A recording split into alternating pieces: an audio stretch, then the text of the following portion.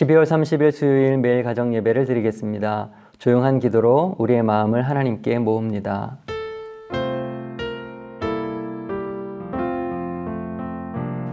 여호와는 너를 지키시는 이시라.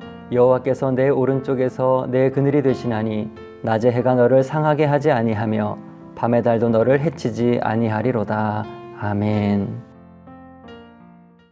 찬송가 308장 내 평생 살아온 길 찬양하겠습니다.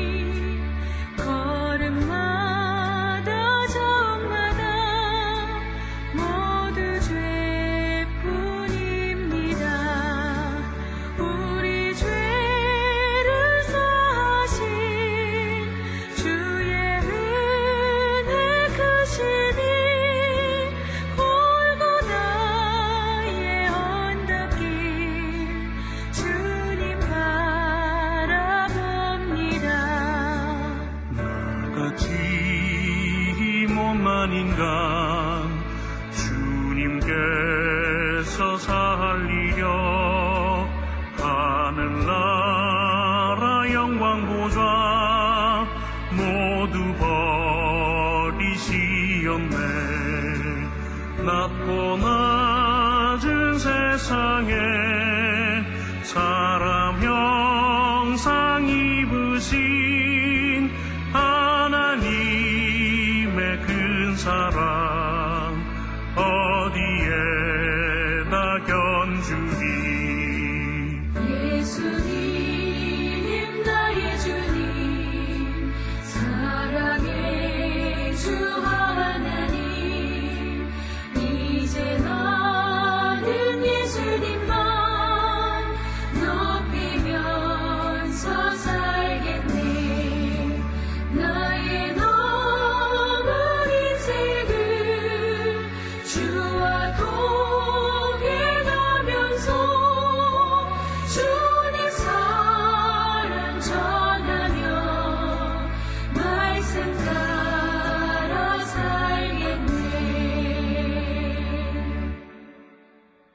중요한 광고 드립니다. 돌아오는 송구영신 예배에는 온라인으로 성찬 예식을 진행합니다. 각 가정에서 빵과 포도주를 준비해 두셨다가 안내대로 예식을 진행하면 되겠습니다. 성찬을 위한 안내 영상을 따로 공지하도록 하겠습니다.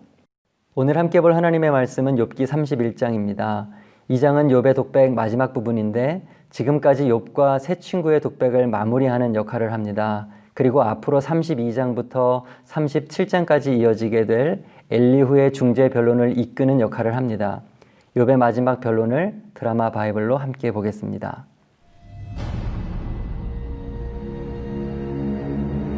내가 내 눈과 약속하였나니 어찌 처녀에게 주목하랴. 그리하면 위에 계신 하나님께서 내리시는 분깃이 무엇이겠으며 높은 곳에 전능자께서 주시는 기업이 무엇이겠느냐. 불의한 자에게는 환난이 아니겠느냐. 행악자에게는 불행이 아니겠느냐. 그가 내 길을 살피지 아니하시느냐. 내 걸음을 다 세지 아니하시느냐. 만일 내가 허위와 함께 동행하고 내 발이 속임수에 빨랐다면 하나님께서 나를 공평한 저울에 달아보시고 그가 나의 온전함을 아시기를 바라노라. 만일 내 걸음이 길에서 떠났거나 내 마음이 내 눈을 따랐거나 내 손에 더러운 것이 묻었다면 내가 심은 것을 타인이 먹으며 나의 소출이 뿌리째 뽑히기를 바라노라. 만일 내 마음이 여인에게 유혹되어 이웃의 문을 엿보아 문에서 숨어 기다렸다면 내 아내가 타인의 맷돌을 돌리며 타인과 더불어 동침하기를 바라노라.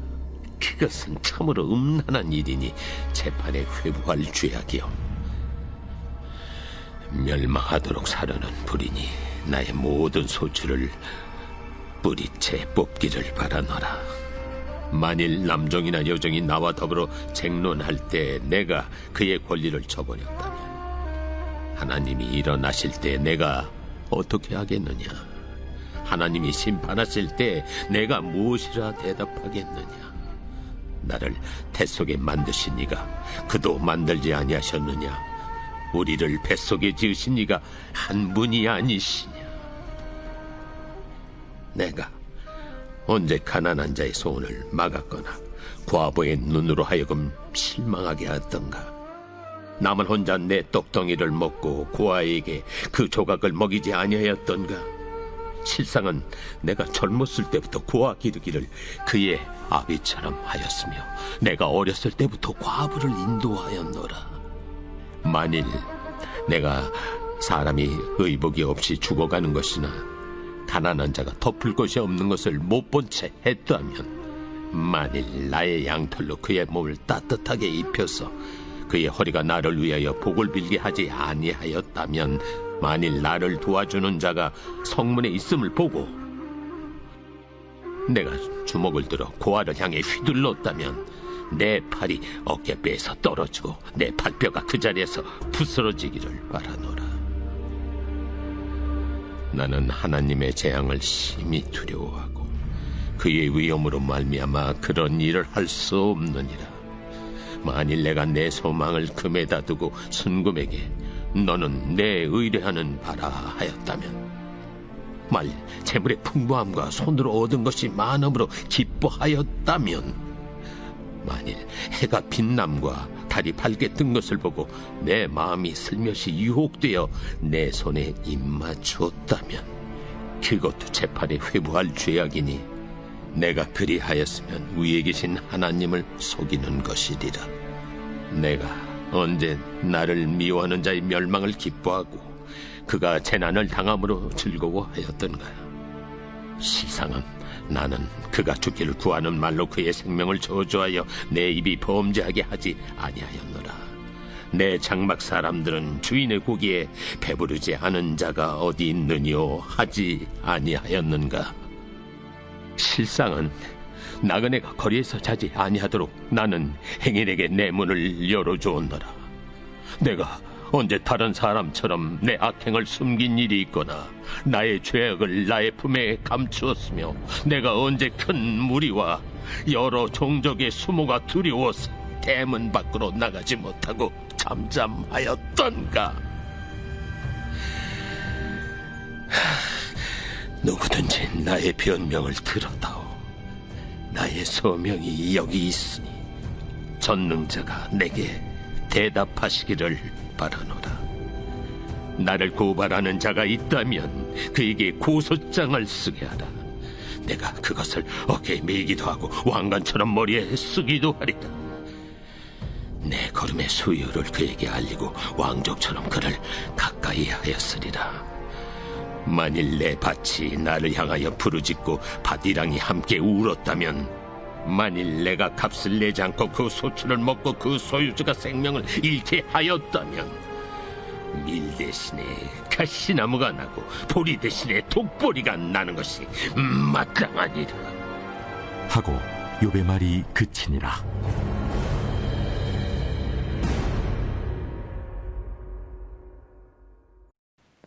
욥기 31장 욥의 마지막 독백을 함께 보았습니다. 욥의 친구들이 욥을 향해서 한결같이 죄인이라고 정죄하는 것처럼 욥도 자신은 하나님 앞에서 죄를 짓지도 않았고 의롭게 살았다는 것을 한결같이 주장하고 있습니다. 구체적으로 욥이 무엇을 말을 했습니까? 먼저 욥은 자신이 이웃의 아내를 탐하거나 간음하기 위해서 나쁜 마음을 먹은 적이 없다라고 말을 합니다. 10계명 중에 10번째 계명을 지킨 것입니다. 그리고 자신은 남종이나 여종을 업신여기지 않았고 하나님께서 만드신 동등한 인격자로 그들을 존중해 주었다고 말합니다. 타인의 인간 존엄을 도둑질하지 않았으니까 8계명을 지킨 것이죠. 또한 자기 배만 채우지 않았다고 말을 합니다. 젊어서부터 과부와 고아와 가난한 사람들을 돌보았고 외면한 적이 없다고 말을 합니다. 그들을 입혀주고 먹여주고 억울하게 한 적이 없다고도 당당히 말을 합니다. 하나님께서 명령하신 큰 계명, 이웃 사랑을 잘 실천한 것이죠. 그뿐인가요? 그는 또 하나님보다 재물을 더 기뻐하거나 사랑하지 않았다고 이야기합니다. 첫 번째 계명을 지킨 겁니다. 당시 만연했던 태양신, 달신 등 우상숭배 행위에도 빠지지 않았다고 말을 합니다. 이 계명도 지켰다고 할 수 있겠죠. 심지어 원수들을 미워하거나 저주한 적도 없다고 했습니다. 나그네와 행인들도 후하게 대접해 주었다고 했고, 마지막으로 사람을 두려워해서 사람 앞에서 위선적인 삶을 살지도 않았다고 말을 합니다. 욥은 지금 친구들 앞에서 그리고 하나님 앞에서 자신의 삶을 두고 당당하고 떳떳합니다. 저는 욥의 긴 변론을 통해 먼저 이런 말씀 드리기를 원합니다. 하나님 앞에 당당하도록 최선을 다해 말씀을 따라 살아야 합니다. 사실 저는 욥의 변론을 들으면서 욥이 진짜 이렇게 하나님의 말씀을 다 지키면서 의롭게 살았을까 하는 의심이 들었습니다. 이렇게 사는 것이 가능한가 말이죠. 그런데 35절을 보는 순간 저는 할 말을 잃었습니다. 누구든지 나의 변명을 들어다오. 나의 서명이 여기 있으니 전능자가 내게 대답하시기를 바라노라. 무슨 말입니까? 사람들 중에는 나의 이야기를 정당하게 들어줄 자가 아무도 없고 오직 하나님만이 자신의 말을 들어줄 수 있다는 말입니다. 전능하신 하나님 앞에서 당당하게 자신의 억울함과 의로움을 해명하겠다고 말하고 있는 겁니다. 여러분, 얼마나 욥이 바르게 살려고 평생 애를 썼으면, 얼마나 자기 삶에 자신이 있었으면 이런 말을 할 수가 있었을까요? 욥은 하나님 앞에서 이런 이야기를 당당하게 할 수 있을 만큼 하나님 사람으로서 신실하게 삶을 살았던 것입니다. 말뿐이 아니라 정말 행동으로 그렇게 살았던 거죠. 욥기 1장 1절에서 묘사했던 욥의 모습, 그 사람은 온전하고 정직하게 하나님을 경외하며 악에서 떠난 자더라. 이 표현은 사실이었던 겁니다. 그는 하나님 앞에서 사람 앞에서 당당했습니다. 그렇게 살았기 때문입니다. 그러고 보면 신약 성경에서 사도 바울도 이런 모습을 보였던 적이 있습니다. 빌립보서 3장 17절, 형제들아 너희는 함께 나를 본받으라. 사도 바울처럼 영적인 깊이가 있고 주님을 많이 알면서도 또 겸손했던 사람이 있었을까요? 그런데 그가 지금 빌립보 교인들에게 말합니다. 너희들 나를 본받아라. 제가 21살 때 처음 이 성경 구절을 보고 얼마나 놀랐는지 모릅니다. 내가 지금 저 잘못 읽었나? 예수님을 본받으라고 하는 말을 잘못 해석했나? 그런데 아무리 봐도 그 뜻이 맞았습니다. 사도 바울은 빌립보 교인들에게 자신의 신앙의 태도를 닮으라고 요청을 하고 있는 것입니다. 자신이 평생 하나님의 선하심을 따라 살려고 노력하는 모습, 그리스도의 완전함을 담기 위해서 열심히 표대를 향해서 줄기차게 쫓아갔던 그 태도, 육신의 일을 버리고 영의 일을 추구하는 그 삶, 그것을 닮으라고 자기 자신을 모델로서 소개하고 있는 겁니다. 얼마나 바울이 사도로서 바르게 살려고 애를 썼으면, 얼마나 말씀대로 살려고 순종했으면 이런 말을 할 수 있었을까요? 여러분 생각해 봅시다. 이런 말을 할 정도의 욥이나 바울, 그들이 하나님 앞에 서는 것을 두려워했을까요? 아니겠죠. 오히려 이들은 빨리 이 험한 세상 끝내고 하나님 앞에 서고 싶었을 겁니다. 그 자리가 혹 심판의 자리라 할지라도 그는, 욥과 바울은 두려워하지 않았을 것입니다. 여러분, 우리도 모두 마지막 날 하나님의 심판대 앞에 모두 다 서게 될 것입니다. 그리고 우리의 모든 것을 아시는 그 하나님께 우리의 모든 행위를 직고하게 될 것입니다. 그날에 우리는 얼마나 하나님 앞에서 당당할 수 있을까요? 물론 우리는 본래 다 죄인이기 때문에 하나님 앞에서 근본적으로 당당하기는 어려울 것입니다. 하지만 적어도 치열하게 말씀대로 살려고 애를 썼노라 주 앞에서 말할 수는 있어야 하지 않을까요? 우리가 행위로 구원을 얻는 것이 아니지만 하나님 앞에 부끄럽게는 서지 않을 수 있기를 바랍니다. 하나님 앞에 당당하도록 최선을 다해서 말씀을 따라 오늘을 성실히 살아가는 우리가 될 수 있기를 바랍니다. 둘째, 그러면 욥이 어떻게 그런 하나님 앞에서도 당당한 인생을 살 수 있었을까요? 오늘 31장의 앞부분을 보면 그 이유를 찾을 수가 있습니다. 3절과 4절을 함께 봅니다. 불의한 자에게는 환난이 아니겠느냐?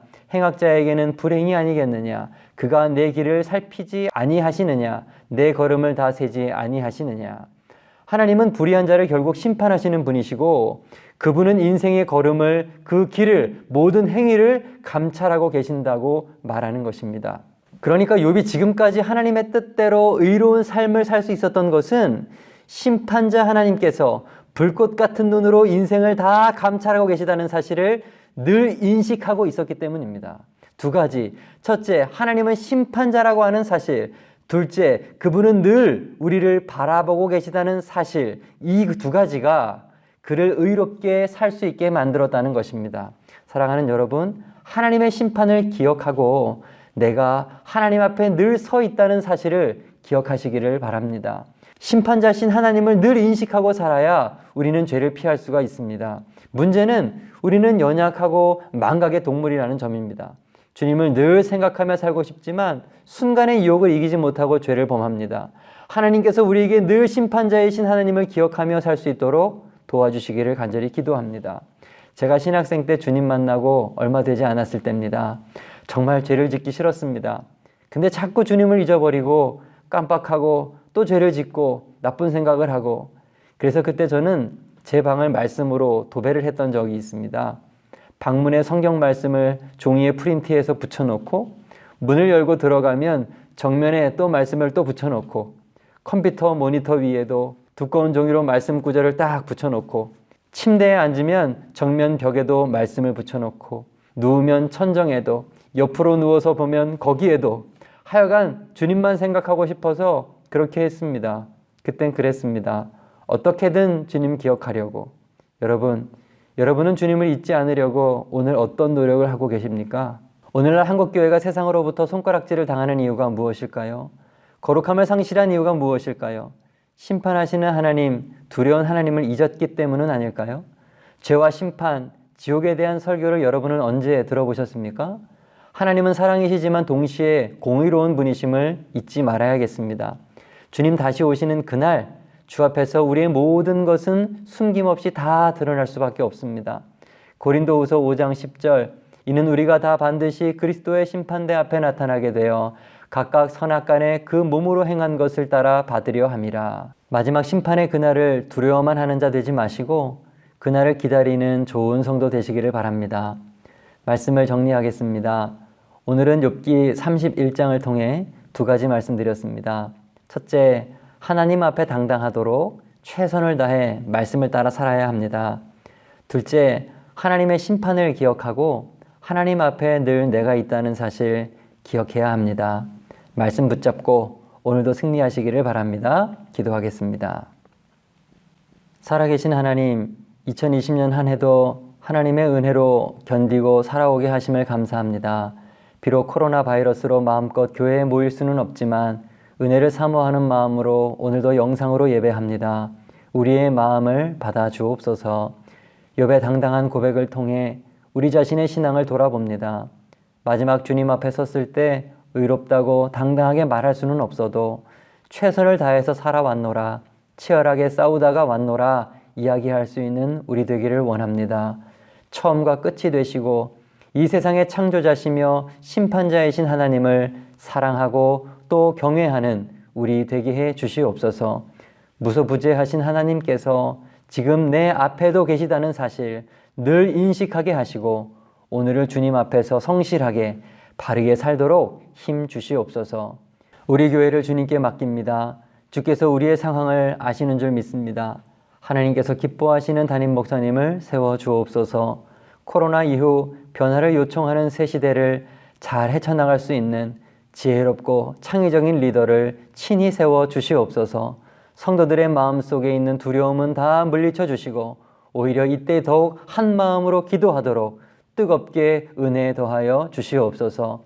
성도들의 삶을 살펴주시기를 또한 기도드립니다. 심각해지는 코로나로 그리고 점점 추워져가는 날씨로 성도님들의 마음까지 굳어지고 차가워지지 않기를 원합니다. 주의 사랑 품고 만나는 이들마다 온기를 전해줄 수 있는 성숙한 그리스도인 되게 하옵소서. 매일의 만나를 허락해 주시고 주 안에서 감사와 기쁨이 넘치게 하옵소서. 지금도 우리와 함께 하시는 예수 그리스도의 이름으로 간절히 기도드립니다. 아멘. 하늘에 계신 우리 아버지, 아버지의 이름을 거룩하게 하시며 아버지의 나라가 오게 하시며 아버지의 뜻이 하늘에서와 같이 땅에서도 이루어지게 하소서. 오늘 우리에게 일용할 양식을 주시고 우리가 우리에게 잘못한 사람을 용서하여 준 것 같이 우리 죄를 용서하여 주시고 우리를 시험에 빠지지 않게 하시고 악에서 구하소서. 나라와 권능과 영광이 영원히 아버지의 것입니다. 아멘.